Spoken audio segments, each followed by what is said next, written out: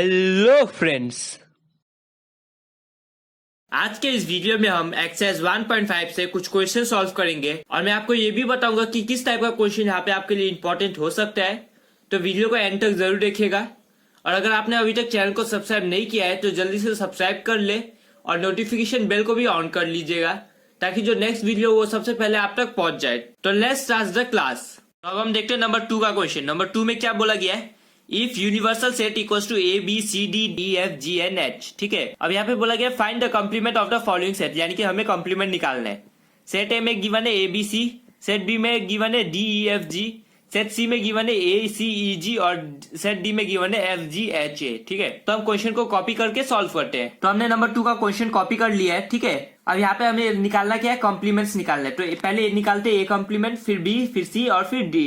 ठीक है, तो ए कॉम्प्लीमेंट का वैल्यू क्या होगा, ए कॉम्प्लीमेंट आपको कॉम्प्लीमेंट पता है कि कैसे निकाला जाता है। यूनिवर्सल सेट में से आपको जो सेट का वैल्यू निकालना है, कॉम्प्लीमेंट निकालना है, वो सेट का वैल्यू आपको यूनिवर्सल सेट से रिमूव करना पड़ता है। तो ये हो जाएगा आपका यूनिवर्सल सेट माइनस ए। आप यूनिवर्सल सेट में से ए बी सी का वैल्यू रिमूव करोगे तो क्या बच जाएगा, आपका D E F G H बच जाएगा। ठीक है, तो ये आ जाएगा आपका D E F G N H.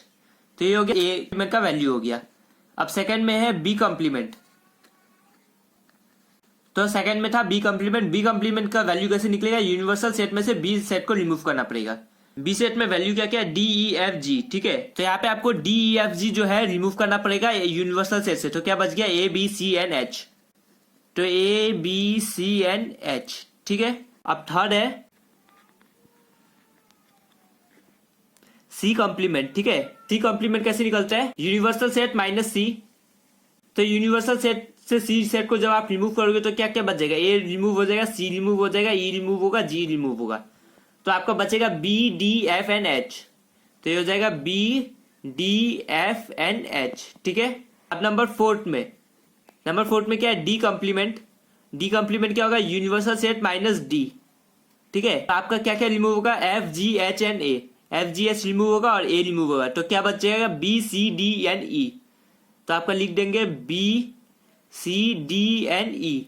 ठीक है, तो इसी के साथ नंबर 2 का भी क्वेश्चन कंप्लीट हो गया। अब हम देखते हैं नंबर 3 का क्वेश्चन। नंबर 3 में क्या बोला गया, taking the set of natural number as the universal set. Natural number का सेट को आपको यूनिवर्सल सेट लेना है। Write down the complements of the following set. यहाँ पे 11 क्वेश्चन है, यहाँ पर 11 का 11 क्वेश्चन को आपको सॉल्व करना है, इन सब का कॉम्प्लीमेंट लिखना है। ठीक है, और यूनिवर्सल सेट क्या होगा, नेचुरल नंबर का सेट, तो आपका यूनिवर्सल सेट हो जाएगा। यानी कि यूनिवर्सल सेट में वैल्यूज क्या क्या होगा, 1 से लेकर इंफिनिटी तक सारा वैल्यूज, 1 2 3 इस टाइप से सारा वैल्यूज। ठीक है, तो नंबर 1 में क्या, X colon X an even natural number. अगर इवन नेचुरल नंबर का यहाँ पर सेट बना है, आपका यूनिवर्सल सेट में क्या है, natural numbers.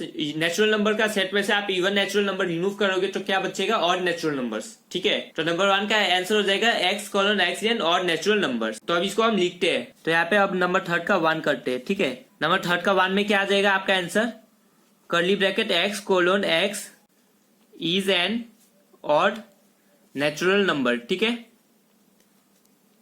Natural number. Number 1 का हो गया। अब नंबर 2 में, तो नंबर 2 में क्या गिवन है, सेकंड में गिवन है X colon X an odd natural number. तो जब आप यूनिवर्सल सेट में से ऑड नेचुरल नंबर का सेट रिमूव करोगे तो क्या बचेगा, आपका इवन नेचुरल नंबर का सेट बचेगा। तो नंबर 2 का आंसर हो जाएगा X colon X is an even natural number, even natural number. ठीक है, अब आपका नंबर 3 में क्या, X colon X is a positive multiple of 3। Positive multiple of 3 यानी कि क्या होगा, यहाँ पर हर नंबर पॉजिटिव ही होगा क्योंकि यहाँ पर यूनिवर्सल सेट जो है नेचुरल नंबर का सेट है। नेचुरल नंबर में सारा नंबर जो है पॉजिटिव होता है। ठीक है, तो x colon x is positive multiple of 3 का मतलब है कि हर नंबर जो 3 का मल्टीपल हो, जैसे 3 6 9 12 15 18 इस टाइप का नंबर्स जो 3 से डिवाइड कर सकते हैं, जो भी नंबर को, वो 3 का मल्टीपल हो जाता है। तो वो सारा नंबर का यहाँ पर सेट बना है। तो जब आप सेट बनाएंगे कॉम्प्लीमेंट का, इस नंबर 3 का कॉम्प्लीमेंट का जो सेट होगा उसमें क्या होगा, तो उसमें क्या होना चाहिए कि not a positive multiple of 3। ठीक है, उसमें पॉजिटिव मल्टीपल ऑफ 3 नहीं होना चाहिए। यहाँ पे क्या हो जाएगा आपका X colon X belongs to natural number होगा, उसके बाद होगा X is not a positive multiple of 3, not a positive multiple positive multiple of 3, ये हो जाएगा आपका not a positive multiple of 3। ठीक है, आपको यहाँ पे एक क्वेश्चन आया होगा कि यहाँ पर हमने x कोलन x लगाया है हर जगह, लेकिन यहाँ पे x colon x belongs to natural number लगाया है, ऐसा क्यों? ऐसा इसीलिए कि यहाँ पर हमने क्या लिखा है, not a positive multiple, not a positive multiple of 3, यानी कि यहाँ पे नेगेटिव मल्टीपल भी हो सकता है। ठीक है, तो हमें यहाँ पर क्या फिक्स कर देना है कि x का वैल्यू हमेशा नेचुरल नंबर ही होगा यहाँ पर, तो यानी कि ये यहाँ पर नेगेटिव नंबर्स इंक्लूड नहीं हो सकते हैं। ठीक है, तो अब नंबर 4 में x colon x is a prime number, तो इसका कॉम्प्लीमेंट क्या हो जाएगा, हम वो लिखेंगे। यहाँ पे यूनिवर्सल सेट क्या है, यहाँ पे यूनिवर्सल सेट है नेचुरल नंबर्स का सेट।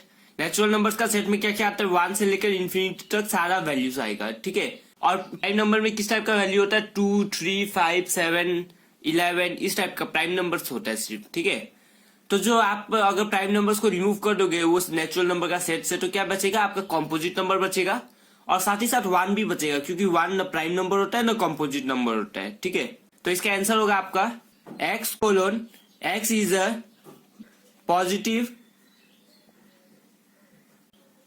Positive composite number. ठीक है, कंपोजिट नंबर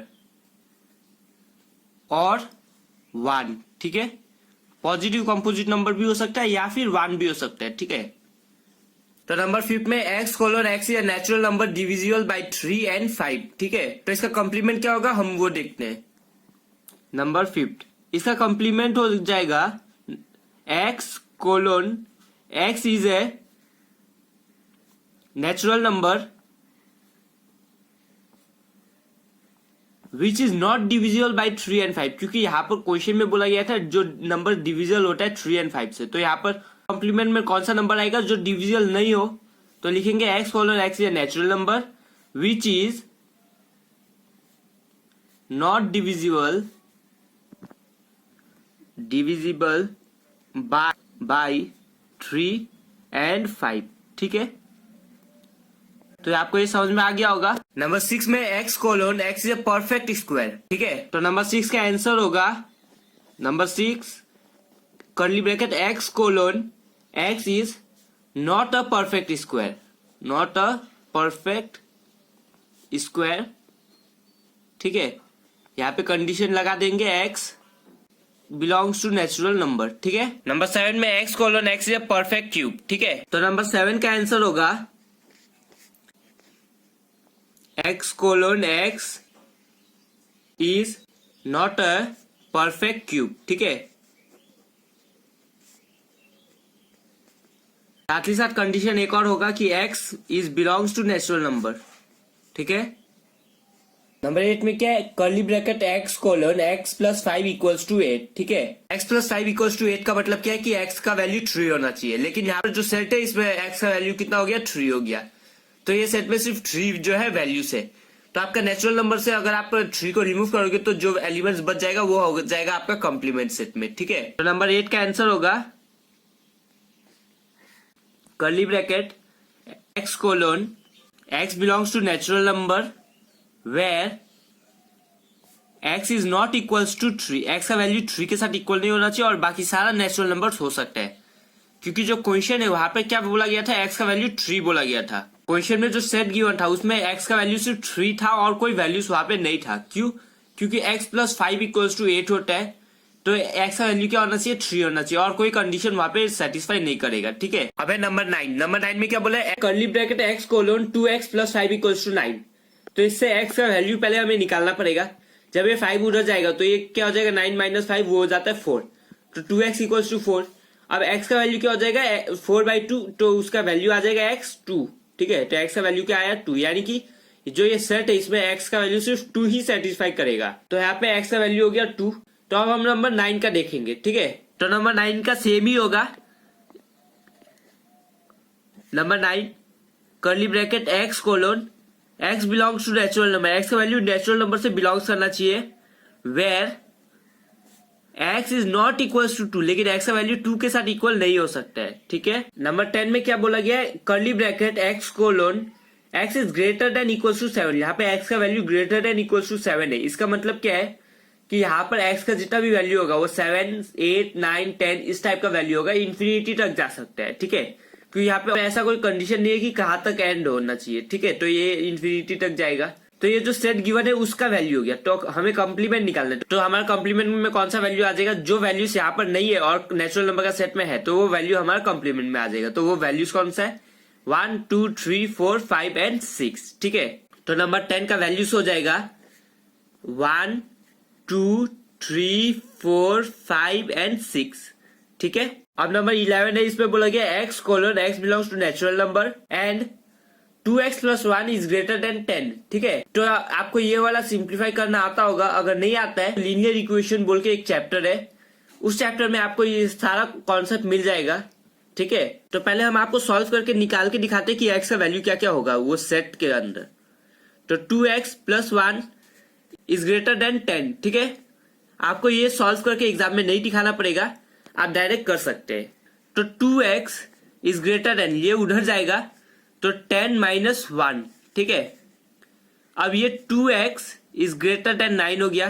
तो x का वैल्यू किससे बड़ा होगा, ग्रेटर देन 9/2, यानी कि x का वैल्यू ग्रेटर देन 4.5 से बड़ा होना चाहिए। तो 4.5 से बड़ा वैल्यूज कौन कौन सा हो जाता है, 5 6 7 8 9 10, इस टाइप का वैल्यूज बड़ा हो जाता है। तो यहाँ पे और कोई कंडीशन नहीं है कि एंड कहाँ पे होना चाहिए, तो ये भी इन्फिनिटी तक जाएगा। तो ये तो हो गया सेट के अंदर का वैल्यू। सेट के अंदर का वैल्यू क्या क्या हो गया, 5 6 7 8 ऐसे करके इन्फिनिटी तक। तो उसका कॉम्प्लीमेंट क्या होगा, कॉम्प्लीमेंट हो जाएगा 1 2 3 एंड 4, ठीक है। तो नंबर 11 का आंसर हो जाएगा 1 2 3 एंड 4, ठीक है। तो आपको ये क्लियर हो गया होगा। इसी के साथ नंबर 3 का क्वेश्चन भी कंप्लीट हो गया। अब हम देखते हैं नंबर 4 का क्वेश्चन। नंबर 4 में बोला गया है इफ u इक्वल्स टू 1 2 3 4 5 6 7 8 9, यानी कि यूनिवर्सल सेट में वैल्यूज है 1 से लेकर 9 तक। ए सेट में वैल्यूज है 2 4 6 8 एंड बी सेट में वैल्यूज है 2 3 5 7, ठीक है। वेरीफाई दैट, हमें क्या करना है, वेरीफाई करना है ए यूनियन बी का whole complement equals to A complement intersection B complement, और सेकंड क्या है, ए इंटरसेक्शन बी का complement is equals to A complement union B complement, ठीक है। ये दोनों को हमें वेरीफाई करना है। वेरीफाई कैसे करना है, ये जो गिवन है यूनिवर्सल सेट का वैल्यूज, ए सेट का बी सेट का वैल्यू, ये सॉल्व करके हमें वेरीफाई करना है, ठीक है। तो ये हो गया आपका क्वेश्चन। क्वेश्चन को हमने कॉपी कर लिया, यूनिवर्सल सेट का वैल्यूज, ए सेट का वैल्यूज और बी सेट का वैल्यूज, ठीक है। तो अब हमें फाइंड आउट क्या करना है, पहले ए यूनियन बी का होल कॉम्प्लीमेंट फाइंड आउट करना है। तो उसके लिए पहले हम फाइंड आउट करेंगे ए यूनियन बी, ठीक है। तो ए यूनियन बी, इसका वैल्यू क्या हो जाएगा, 2 होगा, 3 होगा, 4 होगा, 5 होगा, 6 होगा, 7 होगा, 8 होगा। 3 4 5 6 7 8। अगर आप इसको अरेंज करके लिखेंगे इस टाइप से तो आपके लिए इजी होगा सॉल्व करने में।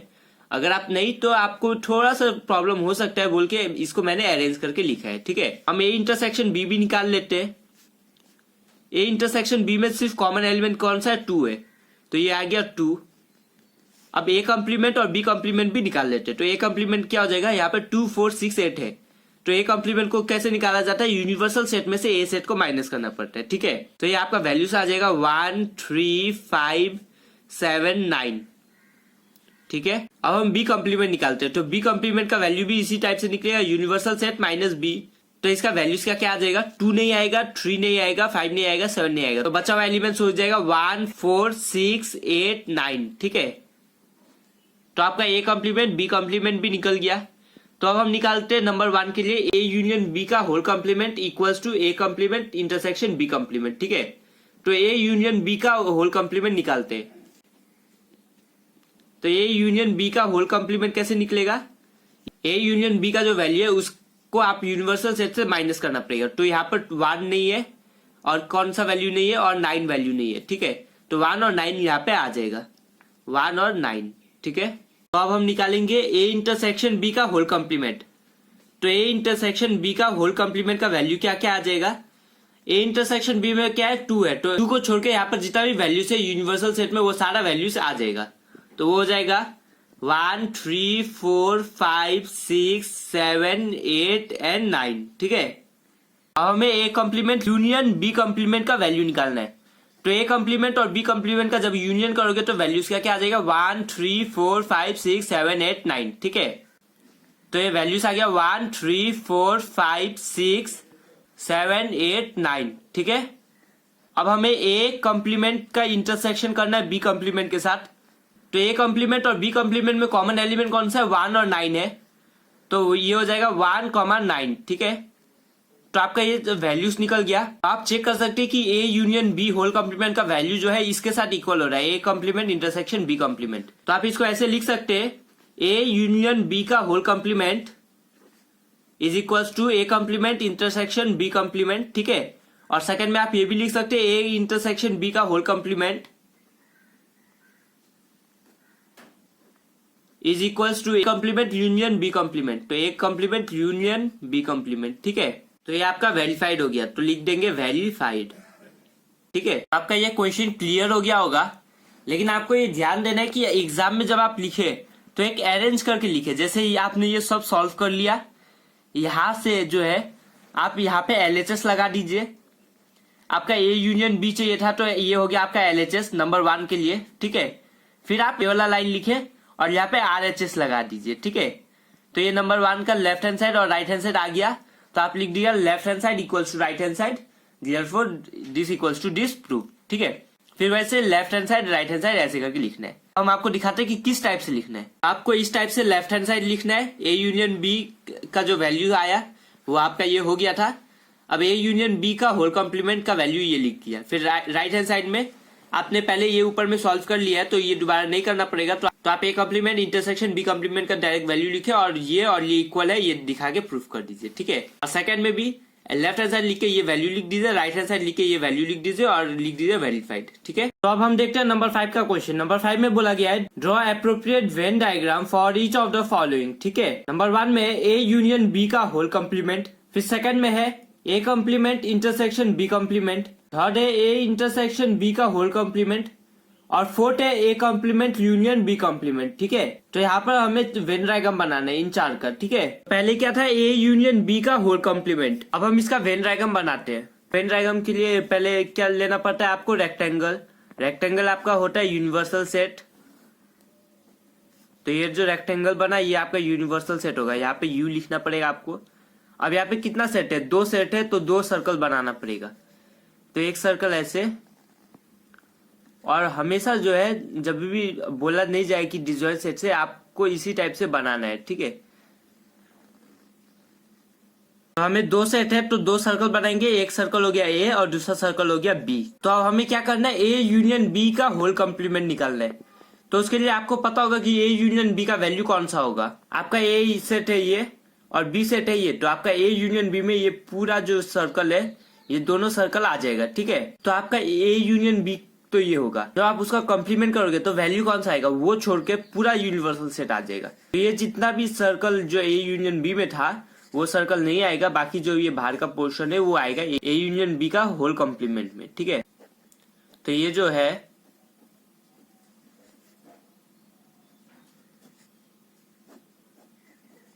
तो ये जो शेडेड पोर्शन है, ये जो शेड कर दिया, ये आपका हो जाएगा ए यूनियन बी का होल कॉम्प्लीमेंट, ठीक है। सेकंड में आपको क्या निकालना था, A complement intersection B complement, ठीक है। तो आपको पता होगा कि ए कॉम्प्लीमेंट कौन सा होता है। ए कॉम्प्लीमेंट यानी कि ए को छोड़ के जो वैल्यूज है वो पूरा आएगा, यानी कि ये जो बाहर का शेडेड पोर्शन है प्लस ये वाला आएगा, ठीक है।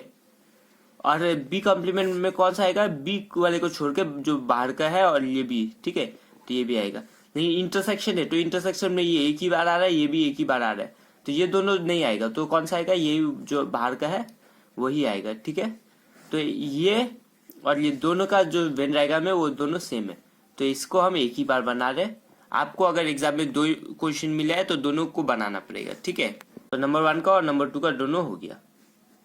अब हम देखेंगे नंबर 3 एंड 4। तो अब नंबर थर्ड में क्या था कि ए इंटरसेक्शन बी का whole complement, A intersection B का होल कॉम्प्लीमेंट, ठीक है। और नंबर 4 में क्या था, नंबर 4 में था A complement union B complement, ठीक है। तो अब आपको ये पता होगा डी मॉर्गन्स लॉ से कि ये दोनों का जो वैल्यू होता है वो इक्वल होता है, दोनों सेम है, तो इसका भी एक ही वेन डायग्राम आएगा। तो अब पहले हमें यूनिवर्सल सेट बनाना पड़ेगा। तो ये जो रेक्टेंगल हो गया आपका यूनिवर्सल सेट हो गया। अब 2 सेट है ए और बी, तो यहाँ पर 2 सर्कल बनेगा, एक सर्कल ए और दूसरा सर्कल रिप्रेजेंट करेगा बी को, ठीक है। अगर आप ए और बी लिख देंगे तो और अच्छा रहेगा। यहाँ पे ए और ये हो गया बी, ठीक है। यहाँ पे ये हो गया ए और ये हो गया बी। अब आपको ए इंटरसेक्शन बी, तो ए इंटरसेक्शन बी कौन सा होता है, ये वाला जो पोर्शन है ये होता है आपका ए इंटरसेक्शन बी, ठीक है। उसका जब आप कंप्लीमेंट करोगे तो कौन सा वैल्यू आएगा, ये छोड़कर बाकी पूरा आएगा। तो ये आएगा बाहर का, फिर ये जो ए का पोर्शन है ये भी आएगा, लेकिन ये वाला नहीं आएगा।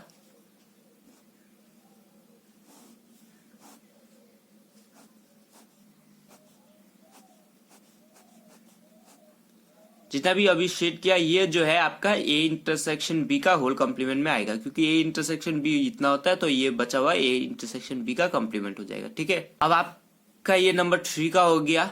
अब नंबर 4 में क्या, A complement union B complement. A complement क्या होगा, अगर आपका ए ये है तो इस वैल्यू को छोड़कर बाकी पूरा आएगा, यानी कि ये बाहर का तो आएगा और ये वाला आएगा, ठीक है। और बी कॉम्प्लीमेंट में कौन सा वैल्यू आएगा, ये वाला सर्कल को छोड़ के जो बाहर का है वो पूरा आएगा, ठीक है।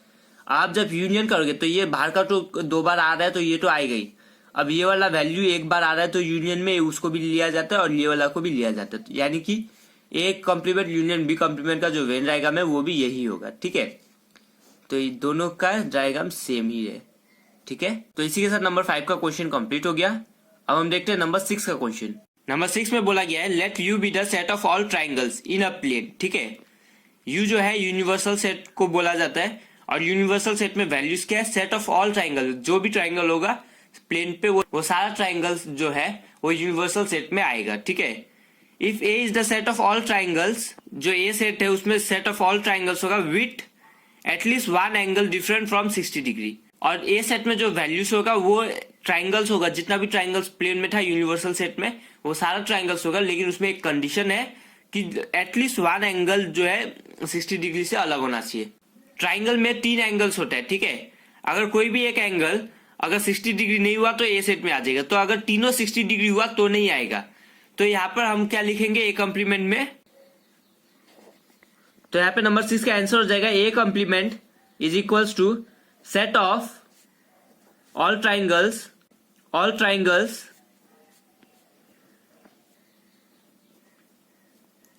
विथ ऑल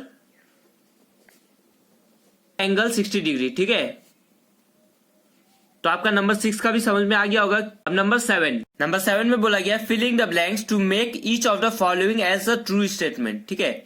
यानी कि हमें यहाँ पर जो ए यूनियन ए कॉम्प्लीमेंट है तो इसका वैल्यू क्या होगा, ऐसे करके यहाँ पे डैश दिया हुआ है वो ब्लैंक्स को भरना है, ठीक है। तो यहाँ पे नंबर 1 में क्या है, ए यूनियन ए कॉम्प्लीमेंट। जब आप ए और ए कॉम्प्लीमेंट का यूनियन करोगे तो उसका वैल्यू क्या हो जाएगा, यूनिवर्सल सेट, ठीक है, क्योंकि ए और ए कॉम्प्लीमेंट दोनों मिला के यूनिवर्सल सेट के साथ इक्वल होता है। नंबर 1 का हो जाएगा आपका यूनिवर्सल सेट, तो लिख देंगे यू। नंबर 2 में 5 कॉम्प्लीमेंट यानी कि 5 के अलावा जो भी वैल्यू हो, 5 के अलावा कौन सा वैल्यू हो सकता है, यूनिवर्सल सेट। तो यूनिवर्सल सेट इंटरसेक्शन ए, तो आपका यूनिवर्सल सेट में तो सारा वैल्यूज होगा, उसमें से अगर आप एक सेट का इंटरसेक्शन करोगे तो ए सेट ही आएगा, ठीक है। तो नंबर 2 का आंसर हो जाएगा ए। नंबर 3 में क्या, ए और ए कॉम्प्लीमेंट का इंटरसेक्शन करने पर आपको पता होगा कि कॉम्प्लीमेंट में कोई भी वैल्यू आपस में इक्वल नहीं होता है। अगर ए सेट में जो वैल्यूज है वो ए कॉम्प्लीमेंट में बिल्कुल नहीं होगा, तो इसका इंटरसेक्शन में 5 हो जाएगा, ठीक है। और नंबर 4 में यूनिवर्सल सेट का कॉम्प्लीमेंट, अगर आप यूनिवर्सल सेट से यूनिवर्सल सेट को माइनस कर दोगे, कॉम्प्लीमेंट में क्या होता है, जो वैल्यू गिवन है, जैसे अगर 5 गिवन है तो यूनिवर्सल सेट से 5 को रिमूव करना है, और यू गिवन है, यूनिवर्सल सेट ही गिवन है, तो यूनिवर्सल सेट से ही यूनिवर्सल सेट को रिमूव करना है। तो एलिमेंट्स क्या बच जाएगा, कुछ नहीं, 5। तो 5 इंटरसेक्शन ए, 5 में तो कोई एलिमेंट्स ही नहीं होगा, तो उसमें से अगर आप ए सेट का इंटरसेक्शन करोगे तो एलिमेंट्स क्या आएगा, 5 आएगा, ठीक है। तो नंबर 4 का आंसर हो जाएगा 5, ठीक है। तो इसी के साथ आपका एक्सरसाइज 1.5 भी कंप्लीट हो गया है। तो अगर आपको ये वीडियो पसंद आया हो तो वीडियो को लाइक और शेयर जरूर कीजिएगा। अगर आपने अभी तक चैनल को सब्सक्राइब नहीं किया तो जल्दी से सब्सक्राइब करके नोटिफिकेशन बेल को भी ऑन कर दीजिए कि आपको इसी टाइप का वीडियो मिलेगा, ठीक है। तो आज के वीडियो के लिए बस इतना ही। अगर आपको ये वीडियो पसंद आया तो वीडियो को लाइक और शेयर जरूर कीजिएगा और हमें कमेंट में ये भी बताइएगा कि आपको ये वीडियो कैसा लगा। और आप चैनल पे नए हैं तो चैनल को सब्सक्राइब जरूर कीजिएगा और साथ ही साथ बेल आइकन को भी दबा दीजिएगा ताकि आप जो नेक्स्ट वीडियो है वो सबसे पहले आप तक पहुंच जाए। Thank you.